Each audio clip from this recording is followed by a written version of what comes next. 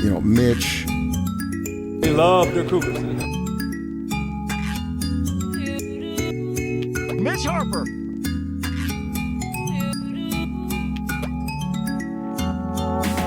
Welcome on in, Cougar Tracks podcast, powered by KSLSports.com. I'm your BYU insider, Mitch Harper. Happy to have you on board of the show once again. So much to unpack on the BYU basketball front as college basketball's 2024 season is a wrap. UConn, the back-to-back national champions, a dynasty in the sport.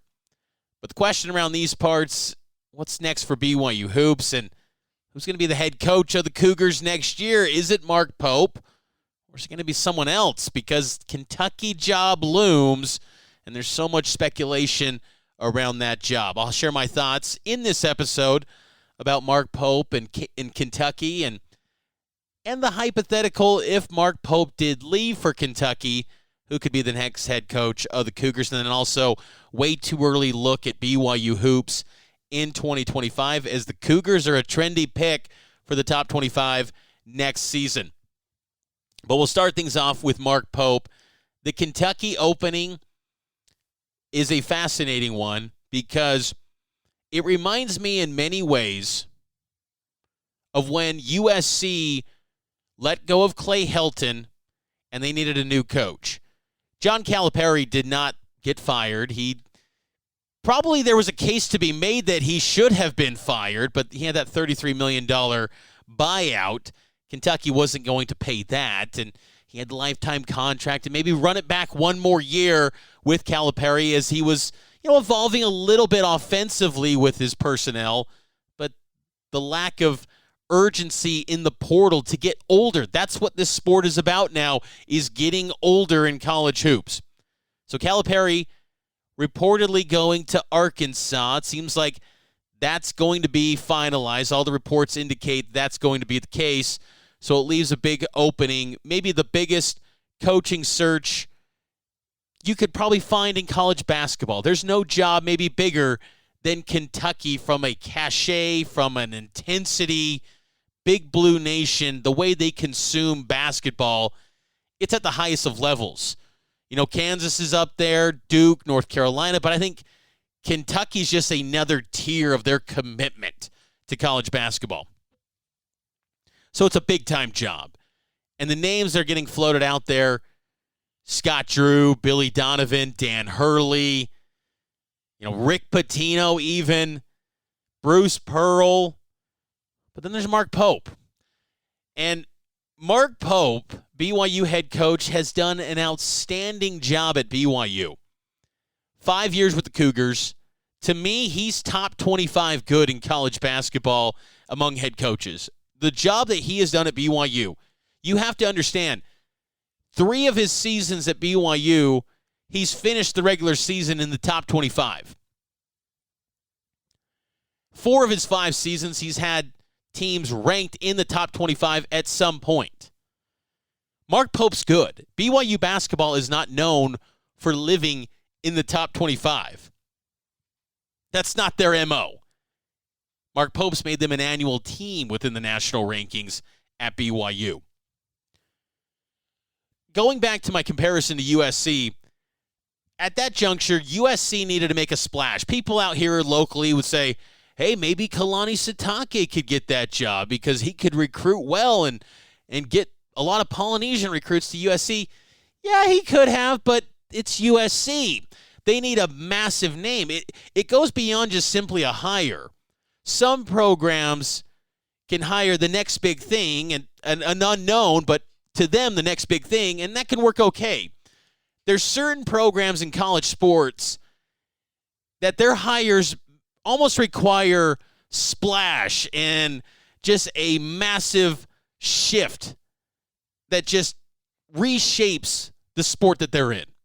USC was that in football when they hired Lincoln Riley. That was a seismic shift in the sport. Kentucky basketball feels like that too. And when the old coach is staying in your league, going to Arkansas, I think it puts even more pressure for this coach and Mitch Barnhart, their AD, to land a name that will appease the Kentucky fan base. Look, if you want to just do what the fans tell you, you'll probably be in the stands with them. But understand that the Kentucky fan base was so vocal about their frustrations with Calipari that he left for Arkansas. No one is looking at Arkansas as a better job than Kentucky. He left Kentucky basically because he heard their voices, the frustration of Big Blue Nation, and he's leaving to Arkansas. Now, Arkansas has incredible history, too. They got a passionate fan base, massive arena. I saw Bud Walton Arena when I was in Fayetteville a couple years ago. That place is legit. But it's not even close in the same stratosphere as Kentucky. And that fan base, their frustrations with Calipari after losing to Oakland, after losing to St. Peter's in the NCAA tournament, after losing to K-State in the round of 32 last year, they were fed up. And Calipari heard those frustrations and left. And that man has been, in the last 15 years, been arguably the best coach in college basketball. Look at the wins, look at the stats, the Final Fours, everything. And he left for Arkansas. So, going back to Mark Pope, is that name going to appease that fan base? Is Mark Pope's name going to get it done for them? Because if you're that AD at Kentucky, I think deep down that AD, Barnhart, knows that Mark Pope would work at Kentucky. Don't get it twisted. Mark Pope would do outstanding work at Kentucky. He'd be fantastic. He really would. I hope he stays at BYU because BYU is going to do some special things with Mark Pope, but at the same time, Mark Pope wants to be on the biggest stages of college basketball or whatever he's doing. Okay, whatever profession it is, whether it would have been medical school or college basketball, he wants to be at the highest level. Kentucky guaranteed provides the highest level. So naturally, he's going to want to be interested in that job, and it's his alma mater. He was a captain at Kentucky, 1996 national champion. He's going to want that job. His name's been linked to the USC and Washington jobs. USC, I think, would have been fascinating. That would have made a lot of sense for Mark Pope, but still nowhere near Kentucky. Louisville would have been very, interesting had they actually really chased Mark Pope more. But this job, him being an alum, is very dicey. But the factor that maybe fends off Mark Pope being the home run candidate for Kentucky is, again, Kentucky is in a spot where they have to revive their program. They have been lacking. The last, since the pandemic, they haven't done anything that puts fear into teams. You used to fear Kentucky basketball with John Calipari, even Pitino, some teams with Tubby Smith. I mean, this has been a program that's been kind of just an afterthought in college basketball the last 5 years. They really have. So, Mark Pope, even though he would work and he would win at a high level and he'd probably win some SEC titles at Kentucky, I don't know if it's splashy enough name for that fan base.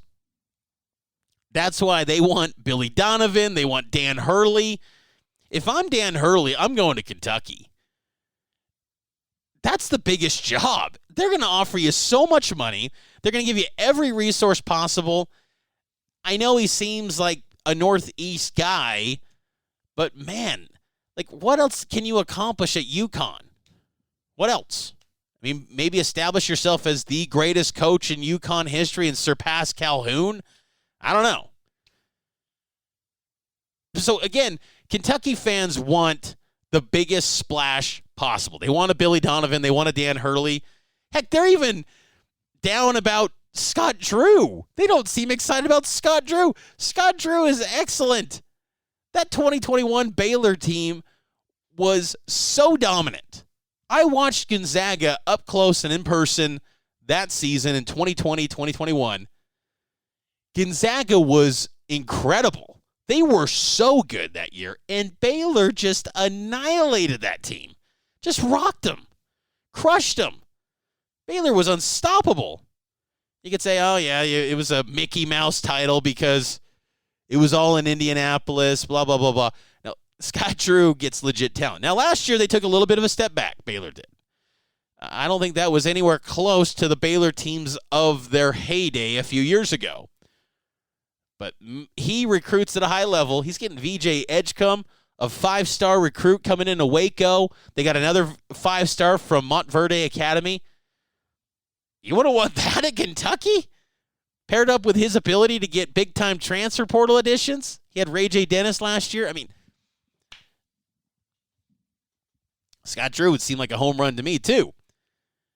There's going to be massive names in this job, but if Drew turns it down, if Donovan turns it down, if Hurley turns it down, Mark Pope, to me, seems next in line. Because then it's like, are you going to pick Chris Beard over Mark Pope? Yeah, Chris Beard is a very good coach. Won at Texas. He's winning at Ole Miss. But Mark Pope seems like he would then be the guy, unless there's some wild card out there that we are not aware of, that no one is talking about, that is just going to be some seismic shifting name that just, whoa, blindsides everyone. No one saw Calipari leaving for Arkansas after Chris Beard and Jerome Tang turned down Arkansas. So maybe there's something in the weeds that's just going to blow us all away. But, you know, Mark Pope to Kentucky, and the fact that he's an alum, part of a team that was beloved, that got Kentucky back to glory after nearly a 2-decade stint of not winning titles, that 96 team was loaded. They faced a gauntlet in the NCAA tournament and won the title. And Mark Pope was the captain of that team. And I think what also helps Mark Pope, too, when it comes to Kentucky, is that John Calipari was a guy, and again, I'm viewing Kentucky from a distance here. Like, just as a college basketball person who watches games, I love college basketball, I love college football, I love college sports, okay? It feels like people at Kentucky were a little bit frustrated by the fact that John Calipari was more interested in NBA draft night than winning titles at Kentucky. Like, Calipari had such incredible personnel at Kentucky over the past 15 years. He's only got one title. Now, 4 Final Fours, that should be noted, but it was almost like NBA draft night was a bigger deal to him. Whereas Mark Pope will embrace Kentucky lore, tradition, history. Like, he will connect those people and be proud to be part of Kentucky. I mean, because he played there. I mean, it's part of his DNA. And I think there's some appeal that you got to think that from the maybe boosters, older fans that were part of that Rick Pitino era, they would love a coach that embodies that.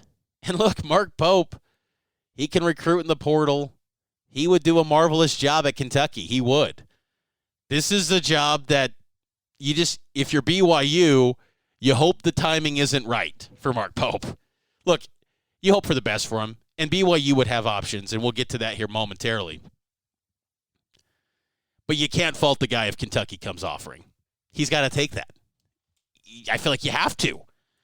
That is an incredible job that puts you on a national platform where every single day, every single movement he makes, it is under the microscope. That is a job that is relentless for 365, 24/7.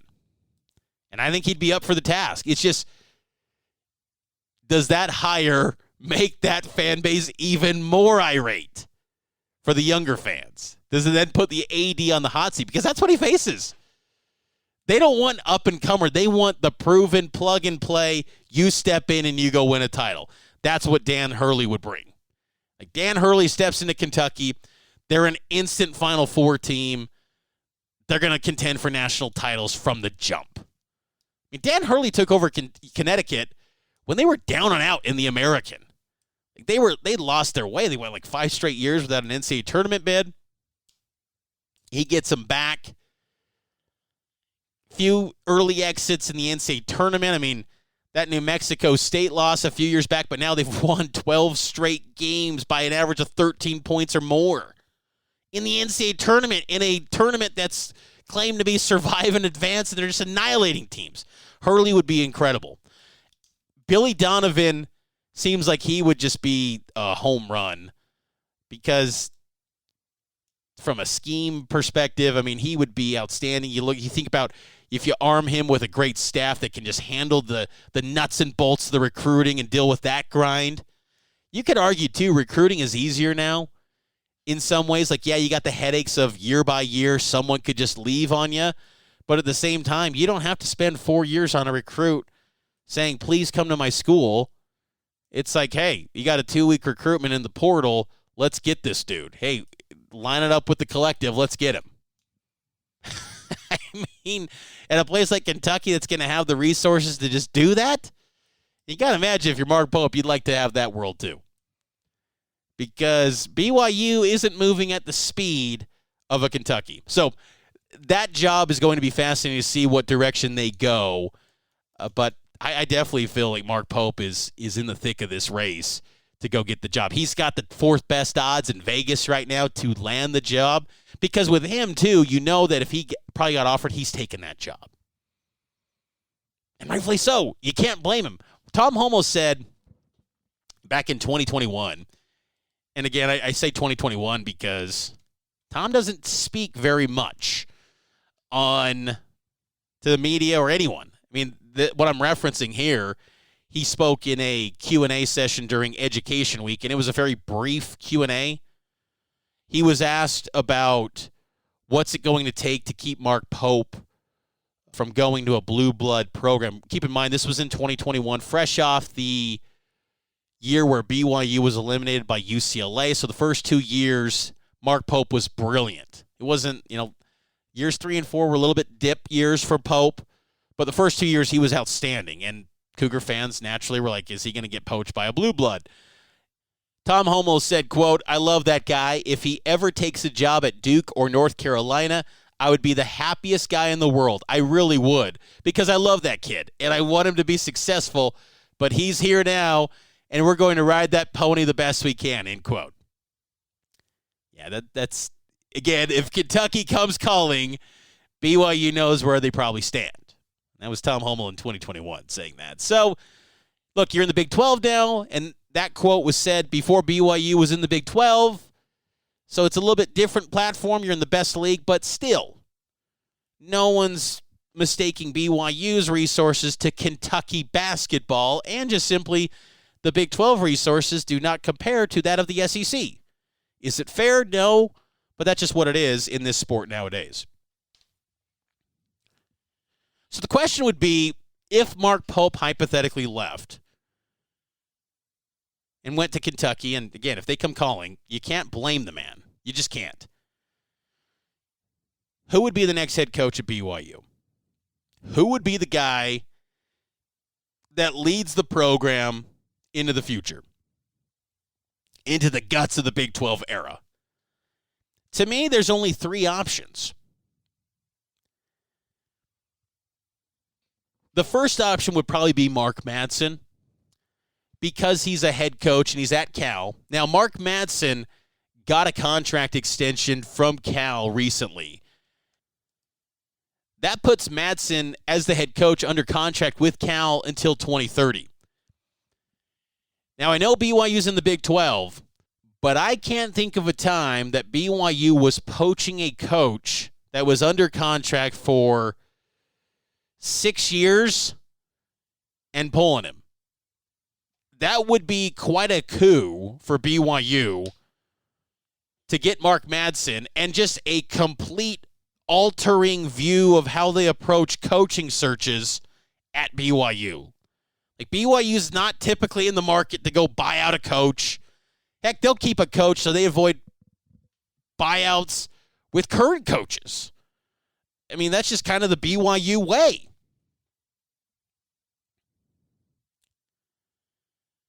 But Mark Madsen would be an excellent coach. The one knock on Madsen, though, and again, Madsen coached at UVU. He was brilliant there. Coaching at Cal, really did a nice job his first season in Berkeley. Now they're going to the ACC. The one knock on Madsen is that he has no BYU experience. And look, that's not necessarily required to succeed at BYU. But history shows us between football and men's basketball, and even women's basketball right now with Amber Whiting, if you have zero coaching experience at BYU, expect a learning curve that will be somewhat steep and some transition and some early struggles in that tenure. Steve Cleveland in basketball, he came from the JC ranks and inherited a program, granted, that was 1-25, the worst in college basketball. There was naturally going to be some time to build it up, but it took time. Kalani Sitake in football, Gary Croton in football, guys that didn't coach previously at BYU, there were struggles for both. Kalani continues to navigate some struggles. Now, he's settled in and understands kind of the nuances of how BYU operates, but it's taken time. The guys that were plug and play, ready to go, had pretty much sustained success throughout their tenures. Guys that had previous BYU coaching experience. Dave Rose, Mark Pope. Mark Pope was a staff, longtime assistant under Dave Rose for a handful of years. Then he went to UVU. But he knew kind of the BYU way and the nuances, the red tape you got to go through, the hierarchy. There's a lot to it. Understanding the workflows of BYU. Oh, there's above the AD, there's an advancement VP, and then there's a school president. Like, advancement, like, what? Again, BYU is different. There is a lot of nuances that would probably be mind-bending to most coaches that have never been at a place like BYU. So that is one knock on Madsen's candidacy to me. Again, if Mark Pope was gone, that would kind of hurt him a little bit. But if you could get Mark Madsen, huge deal. And that generates headlines. That's a big get, but it's not required to get him. If he tells you no, there's still some options. Those other options to me are two guys that have worked for Mark Pope. That's Cody Feger and Chris Burgess. Chris Burgess might have the upper hand on Cody Feger because, well, he's LDS. Chris Burgess is a member of the Church of Jesus Christ of Latter-day Saints, while Cody Feger is not. BYU basketball in the last 50 years has never had a non-LDS coach. BYU Athletics right now does have one non-LDS coach. That's Diljit Taylor in cross country. Cody Feger's not LDS, but to me, BYU would be well served to pursue Feger and really look into hiring him as the head coach for a couple reasons. One, he's on the staff. He knows, he's been around BYU. He was a director of basketball ops at BYU under Dave Rose. He's been around this program a long time. Got deep roots to the state of Utah. He understands LDS culture. And I think the school has made it clear in recent years that it is not required to be LDS and be a head coach at BYU. Now, football and men's basketball, different animals.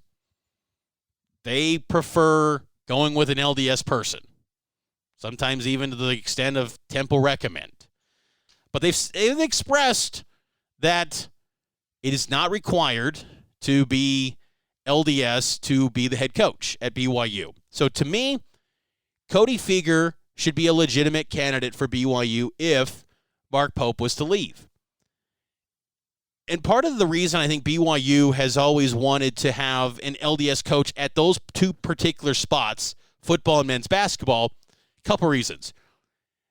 They don't want to have coaches that are basically telling players, hey, don't go on a mission. Cody Feger understands that's part of the deal at BYU. That you're going to sign guys that you won't see for 2 or 3 years. That's part of the deal. And again, that's one of the reasons why they want LDS coaches in these spots as head coach. 2, Also, a respect for the dating culture at BYU. I'm sure a lot of coaches, they don't want to deal with a roster that has a lot of married men. Most college coaches are not dealing with a roster that has 30-plus married men on the football team. Basketball, 4 or 5 or 6 guys. Think about all the guys that got engaged on BYU basketball or are married or having kids. That is a different world. Again, a respect for, hey, when you come back from your mission, a lot of guys tend to want to then get married quick. Respect that. And if you have a guy that's been around the BYU ethos and understands this is the deal and appreciate that and understand that, I think BYU can give a legit, case to going with a non-LDS coach. I think Cody Fieger would be great. I think it'd be outstanding. He's ready to be a head coach. I think Chris Burgess would be great too. I think both of those guys, if Mark Madsen turned you down, Chris Burgess, Cody Fieger, get one of those guys as the head coach. That's your 3 candidates to me. There's always going to be some coach that's LDS that very few people are talking about. Casey Beard on the Houston staff. He's an assistant coach. On Kelvin Sampson's staff, one of the best teams in college basketball. That would be a name to watch. Barrett Peary, Portland State, once upon a time a head coach there, assistant at UNLV. I think he'd be a factor. But to me, it'd be Chris Burgess or Cody Fieger if it's not Mark Madsen. I think those are your top 3 guys.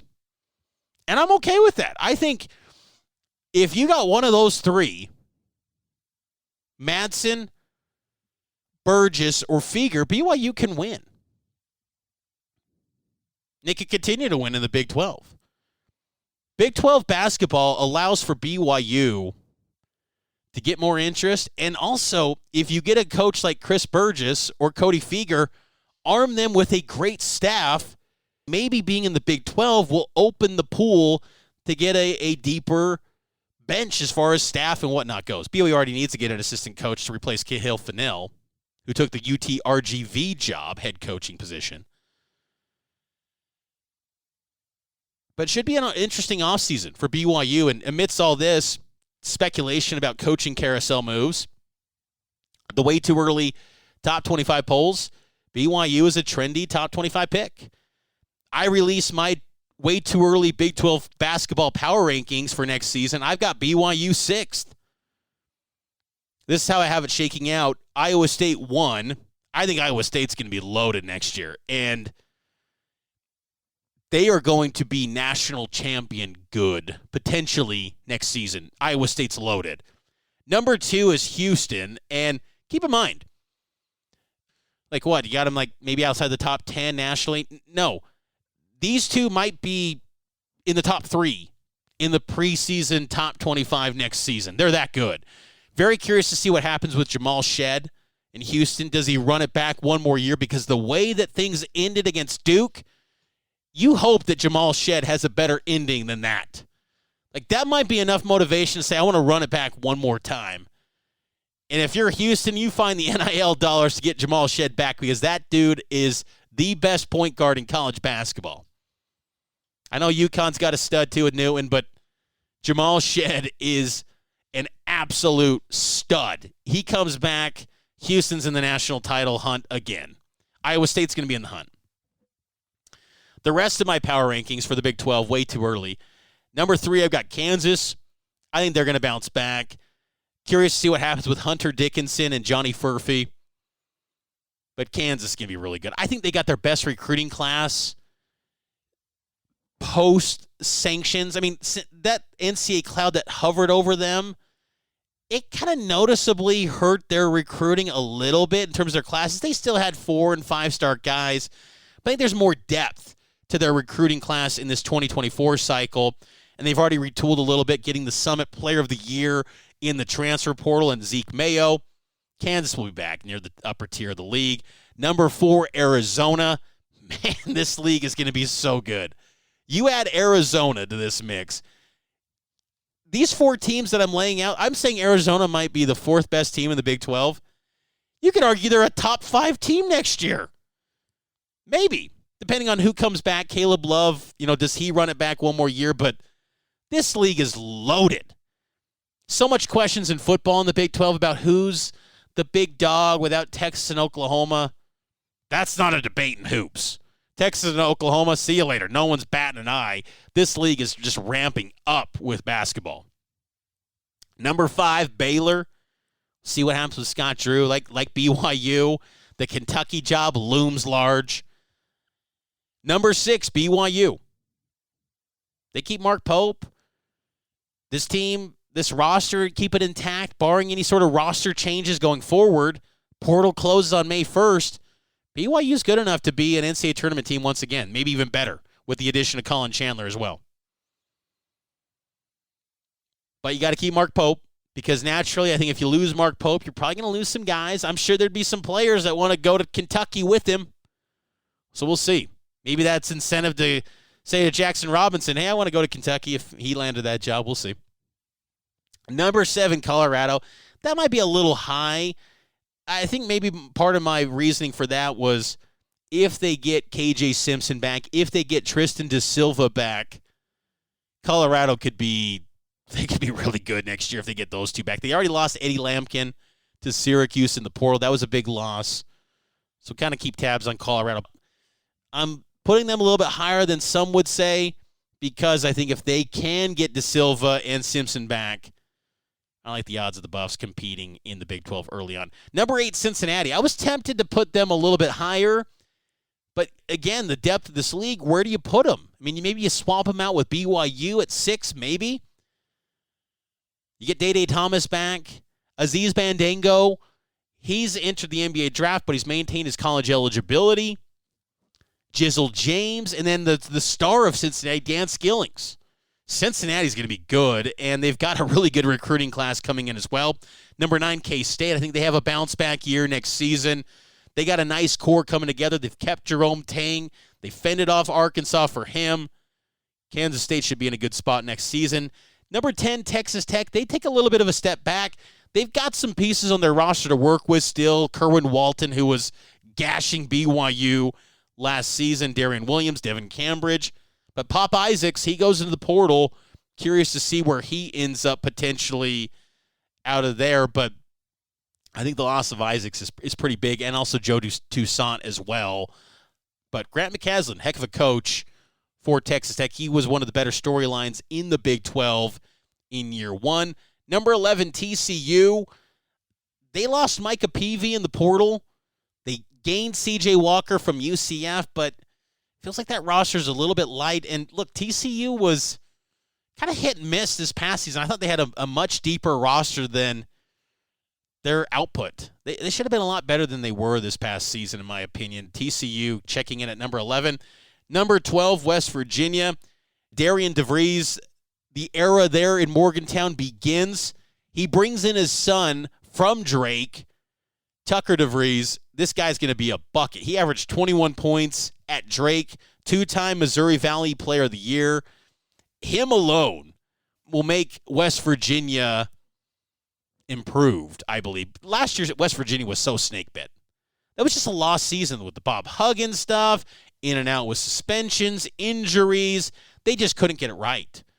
They were talented enough to be much better than their 9 wins, but now they got some stability. West Virginia will be a tough out once again. Number 13, Utah.